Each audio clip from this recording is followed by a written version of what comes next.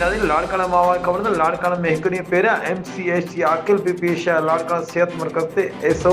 इश्तियाक खोड़े जी सरबराही में TB जे बारे में आगाही मुहिम मुख़्तलिफ़ ॻोठनि सां गॾु ॻोठु गांगरो में थी गुज़री उन खां बाद में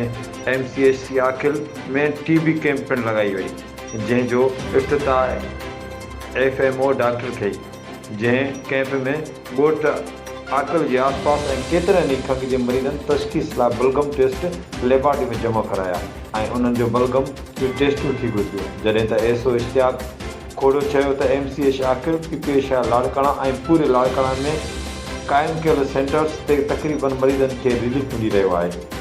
कंहिं बि सेंटर ते कंहिं बि मरीज़ खे शिकायत आहे त लाड़काना हेड ऑफिस में कंप्लेंट दर्ज कराए सघे थो जिते मेडिसन बीएमगर चेकअप बिल्कुलु फ्री आहे